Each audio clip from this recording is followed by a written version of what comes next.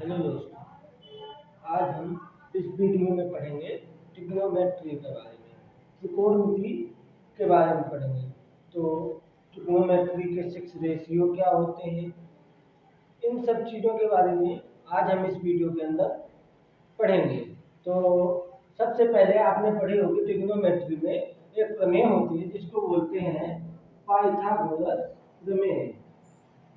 Pythagoras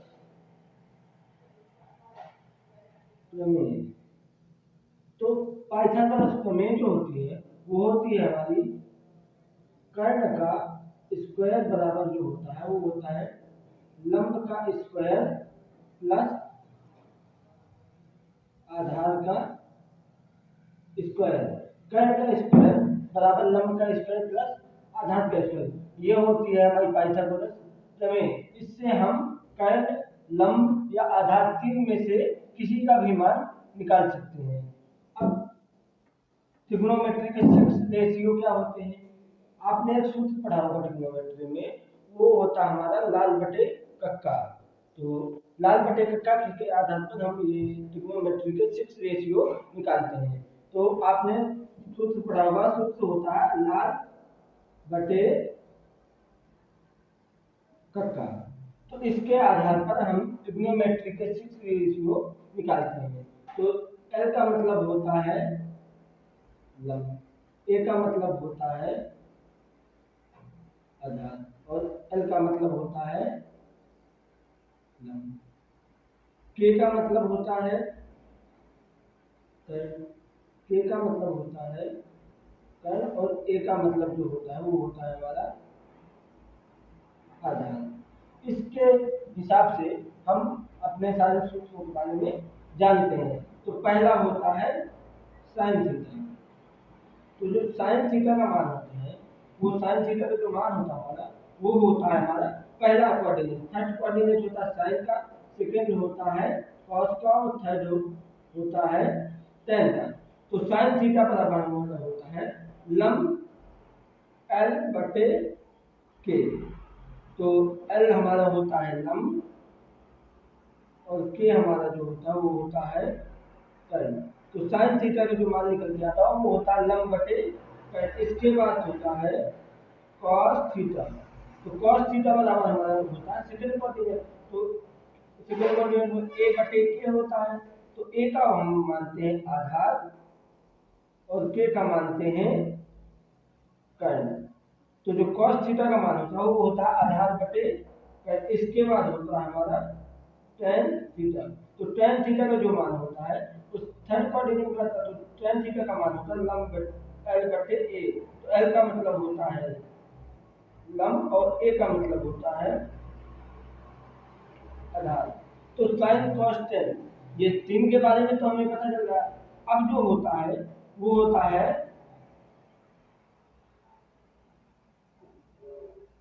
cosec theta. तो cosec theta के बारे में जब निकालते हैं तो cosec थीटा जो होता है ना वो sin का उल्टा होता है। तो sin का उल्टा जब हम कर देंगे तो ये क्या हो जाएगा हमारा कर्ण, कर्ण बटे सॉरी ये क्या हो जाएगा k बटे l। तो k बटे l का मतलब हो जाएगा कर्ण बटे लंब, और जो कर्ण बटे लंब हो जाएगा वो हो जाएगा हमारा किसका cosec थीटा का, क्योंकि cosec थीटा जो होता है वो sin थीटा का उल्टा होता है। अब cosec थीटा के बाद आता है sec थीटा। तो sec थीटा का जो मान होता है वो कैसे, sec जो होता है वो cos का उल्टा होता है। तो हम cos को जब उल्टा कर देंगे तो हमारा किसका sec थीटा का मान आ जाएगा। तो sec थीटा का मान क्या हो जाएगा हमारा कर्ण बटे आधार। और जो हमारा tan थीटा होता है वो tan थीटा cot थीटा का उल्टा होता है। तो जब हम tan थीटा का मान निकालना है तो हम tan थीटा का सॉरी cot थीटा का मान निकालना है तो हम tan थीटा का क्या कर देंगे इसका उल्टा कर देंगे। तो कितना हो जाएगा आधार a बटे l, यानी आधार बटे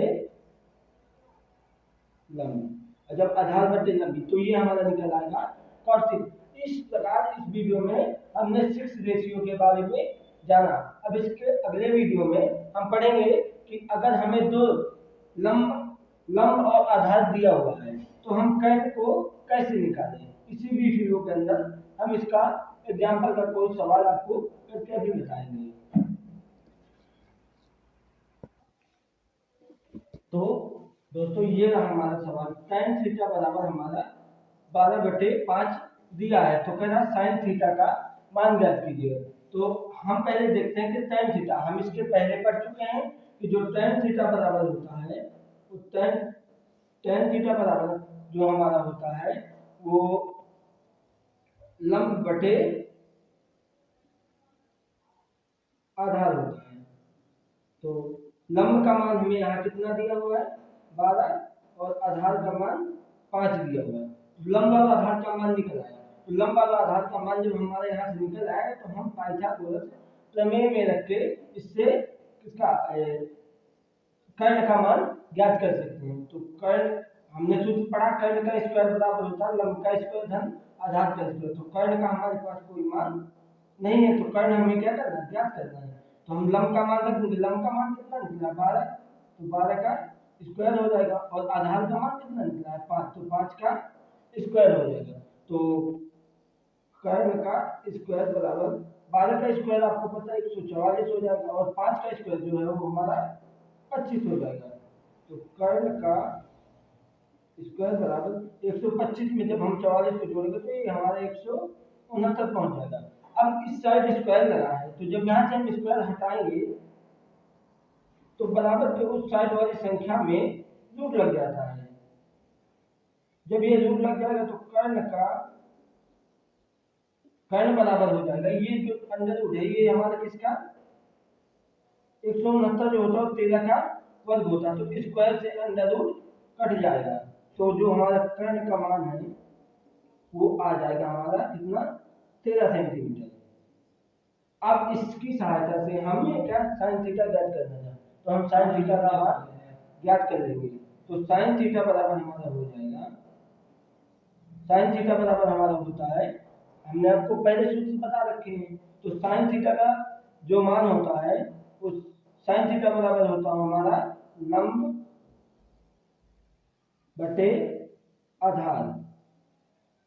तो लंब का मान हमें पहले से दिया था, हमें सॉरी लंब बटे आधार नहीं होता, लंब बटे कर्ण होता है। तो लंब का मान तो हमें पहले दिया होता, तो साइन थीटा का मान आ जाएगा, लंब का मान 12 दिया हो तो हम 12 लिख देंगे बटे कर्ण का मान हमने निकाल, तो कर्ण का मान कितना निकला 13, और यही हो जाएगा हमारे साइन थीटा का मान। इस तरह हमें सभी सवालों को हल करना है। तो इस वीडियो में हमने इन सवालों के बारे में सीखा, अब अगले वीडियो में हम आगे बढ़ेंगे।